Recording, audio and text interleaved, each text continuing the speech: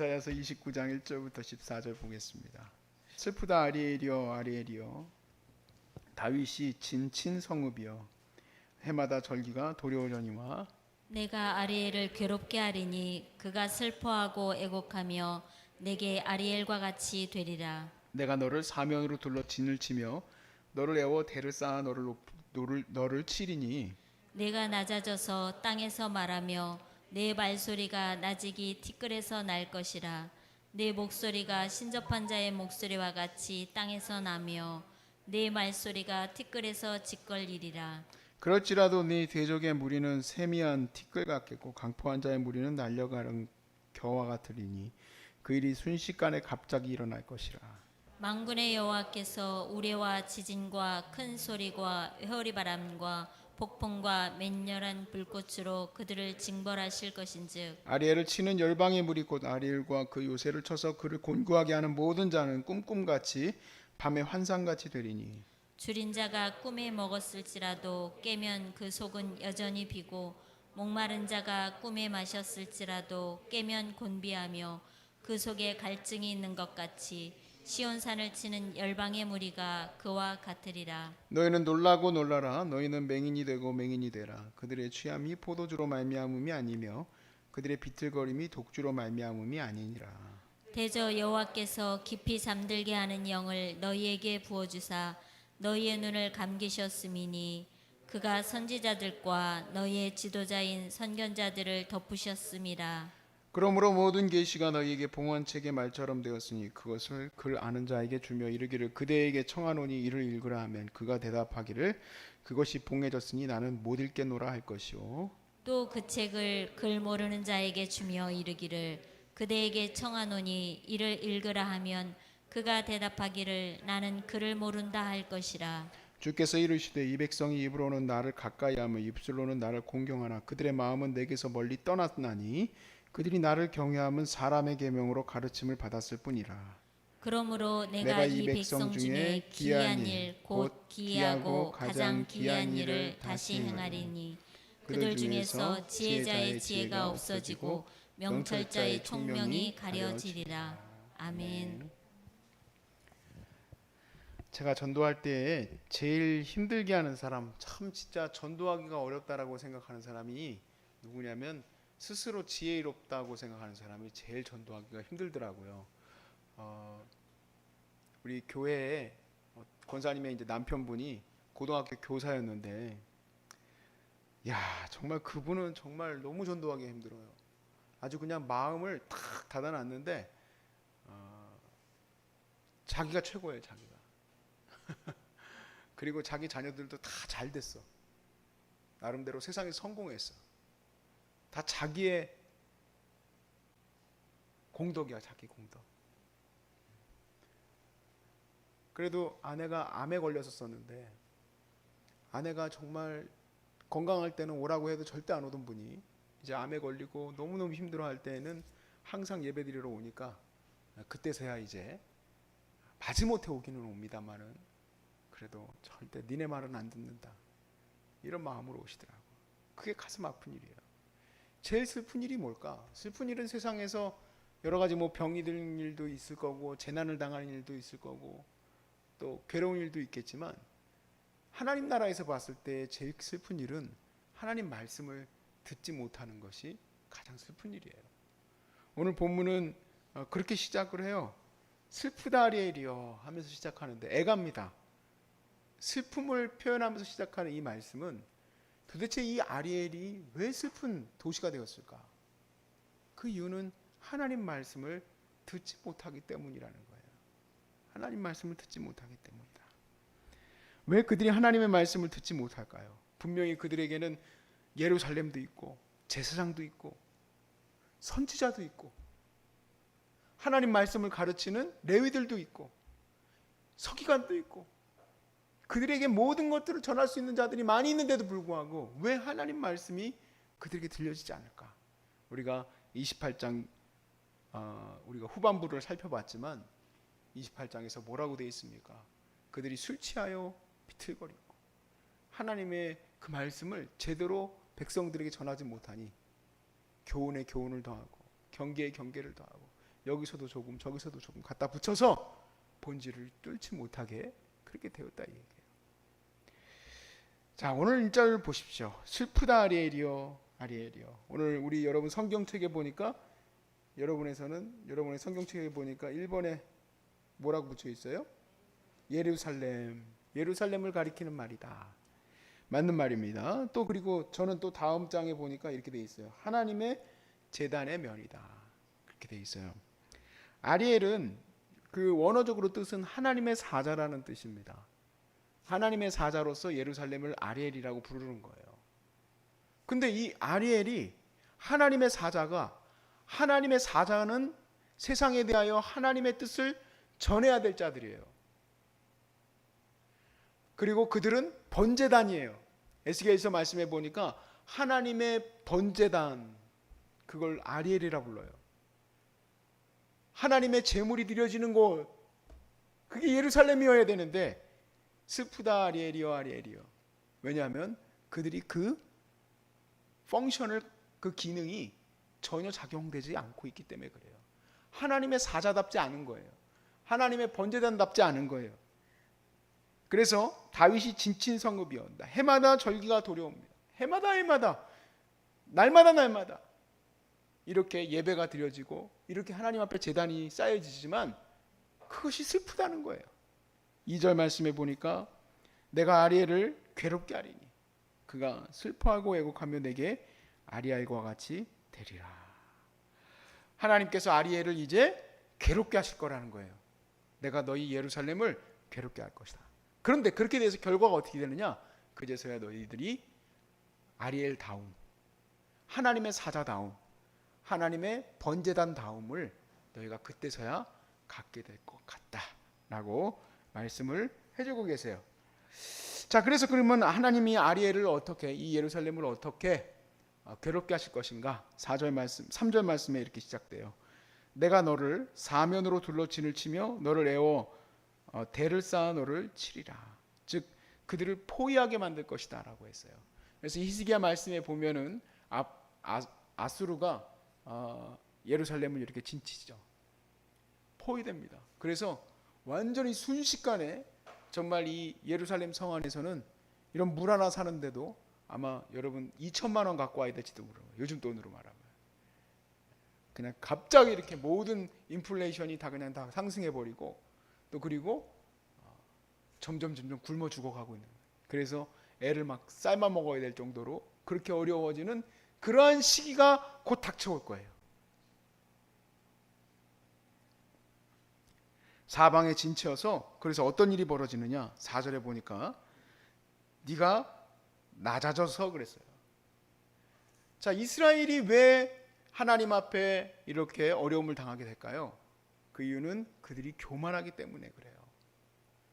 사마리아에 대해서 28장에 우리가 보면 사마리아의 교만함의 면류관을 우리가 보았습니다. 사마리아의 교만함의 면류관이 어떻게 하나님 앞에서 짓밟히게 됩니까? 그들이 교만하기 때문에 하나님이 몽둥이를 들어서 하나님의 힘 있는 자, 소위 말해서 아수르를 그들에게 몽둥이로 들어서 때리시는. 근데 여기 이 예루살렘도 마찬가지로 교만해요. 교만하니까 하나님이 그들을 진쳐요. 원수들이 그들을 옥죄이고 모든 삶의 두려움들이 그들을 거두어 놨어요. 그래서 결국에는 그들이 어쩔 수 없이 낮아지고 엎드러질 수밖에 없게 만드셨어요. 자, 그 과정의 이유가 뭐라 그랬어요? 아리엘을 아리엘답게 하기 위해, 하나님의 사자를 하나님의 사자답게 하기 위해 그렇게 엎드리게 했다 이 얘기입니다. 그래서 네 말소리가 나직이 티끌에서 날 것이라. 네 목소리가 신접한 자의 목소리같이 땅에서 나며 네 말소리가 티끌에서 짓거리리라.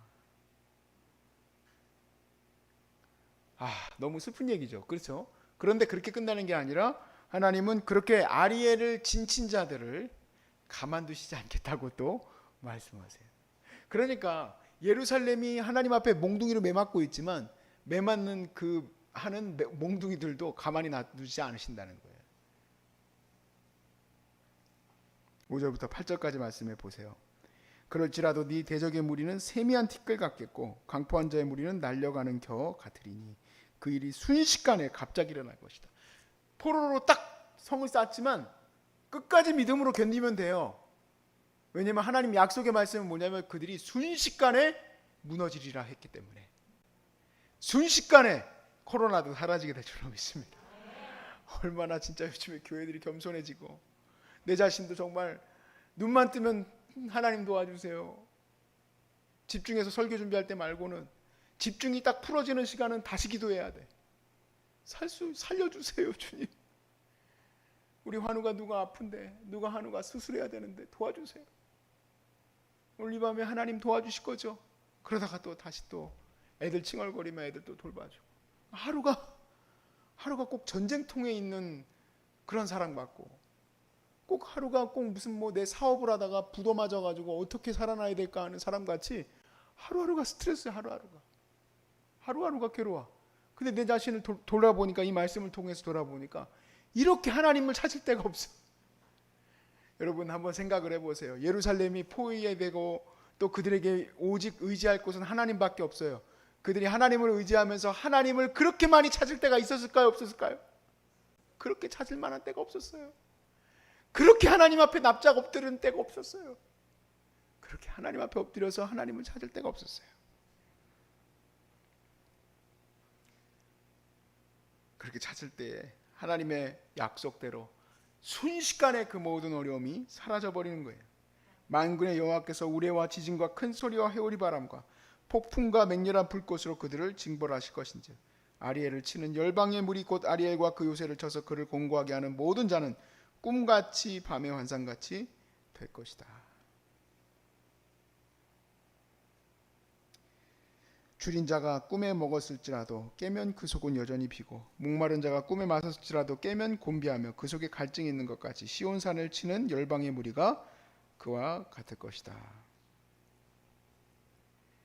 자, 이렇게 하나님께서 이 아리엘을 연단하시게 될 건데 문제는 뭐냐면 그들이 깨닫지 못한다는 거예요. 그들이 하나님의 본질과 하나님의 뜻을 알지 못해요. 하나님 말씀을 펼쳐놓았어도 그들이 그 말씀이 무엇인지 알지 못한다는 얘기예요. 10절부터의 말씀에 나오죠. 10절부터 14절 오늘 본문의 마지막까지에 나옵니다. 대저 여호와께서 깊이 잠들게 하는 영을 너희에게 부어주사 너희의 눈을 감기셨으니 그가 선지자들과 너희의 지도자인 선견자들을 덮으셨기 때문이다 라고 그랬습니다.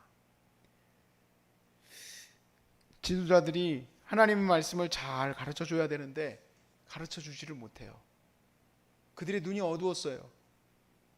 그래서 예수님 때에 예수님이 하나님의 아들인 것을 성경의 지도자들이 깨닫지를 못해요. 근데 오히려 사마리아의 여인은 이분이 하나님의 아들입니다. 맹인이 그래요. 아니 사람이 눈을 떴는데 당신들은 사람이 눈을 떴는데 눈뜨게 하신 그분이 메시아라고 왜 모릅니까? 오히려 예수님을 잡아다가 죽이려고 하고 예수님이 맹인을 고치셨다는 얘기, 안식일에 손 마른 자를 고쳤다고 하니까 안식일에 어떻게 사람을 고치냐, 이런 말도 안 되는 논리가 어디 있습니까? 교훈에 교훈을 더하고 교훈에 교훈을 더하고 경계에 경계를 더하고 경계에 경계를 더해서 여기서도 조금 저기서도 조금 갖다 붙여놓은 것들이 결국에는 자기들의 모든 관행들을 다 덮으다 보니까 하나님 말씀의 본질이 사라져버렸어요. 그래서 결국에는 예수님이 하나님의 아들이 왔는데 하나님의 아들의 영광을 보지를 못해요. 하나님의 영광의 말씀이 지금 이 성전이 헤롯 성전이 중요한 게 아니라 예수 그리스도께서 오셔서 모든 이 주춧돌 대신 시온의 주춧돌 대신 예수께서 오셨으니 이제 영광을 돌리면 하나님 앞에 돌아와야 되는데 그것을 깨닫지 못해요. 그러나 오히려 주님을 찾을래야 찾을 수 없었고 너무너무 연약하고 부족했었던 그 여인들, 그 부족한 자들, 그리고 죄인들이 주님 앞에 돌아와 하나님의 은혜를 입게 되었어요. 저희가 어떻게 하나님 앞에 돌아오게 됐습니까? 저희가 어떻게 이렇게 예배할 때 예수님을 찾고 기도할 수 있게 되었습니까? 하나님의 은혜예요. 이거는 다른 것으로 설명할 길이 없어요. 저와 여러분이 어떤 공로와 힘이 있기 때문에, 내가 어떤 지혜가 있기 때문에 이렇게 하나님을 예배하죠. 그럴 수가 없어요. 그럴 수가 없어.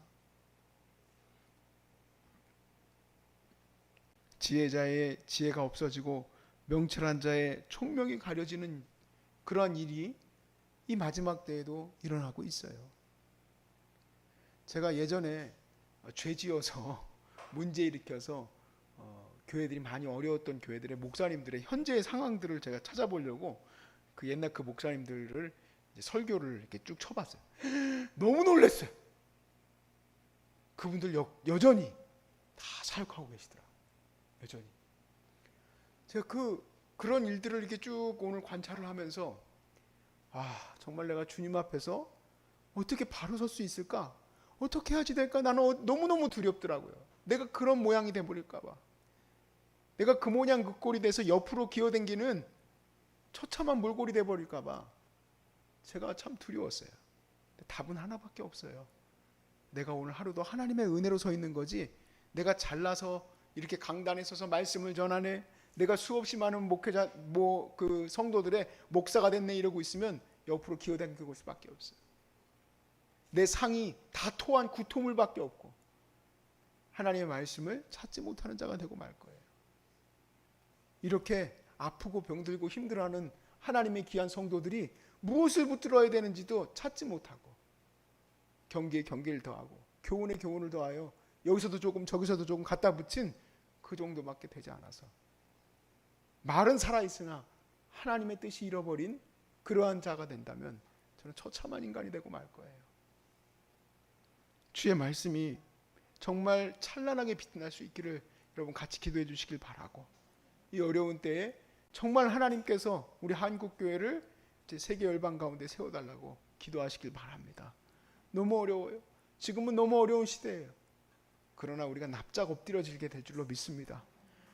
이 대한민국이 100년 전에 하나님의 말씀이 핏값으로 선지자들의 선교사님들의 핏값으로 세워진 거룩한 재단 아닙니까? 세계 2위의 선교국가 아닙니까? 정말 새벽마다 부르짖는 교회 아닙니까? 금요일마다 부르짖던 교회 아닙니까? 그렇게 부르짖음이 넘쳐나던 이 교회가 지금 하나님 앞에 연단받고 있어요. 나쁜 것만은 아닙니다. 정말 슬프다. 아리엘이여, 아리엘이여. 그러나 너희를 괴롭게 한 뒤에 너희가 참된 아리엘이 되리라. 여러분, 이 말씀이 우리 교회에, 하나님의 거룩한 교회에, 이 한국 땅에 정말 성취될 수 있게 해달라고 같이 기도하시길 주의 이름으로 축복합니다.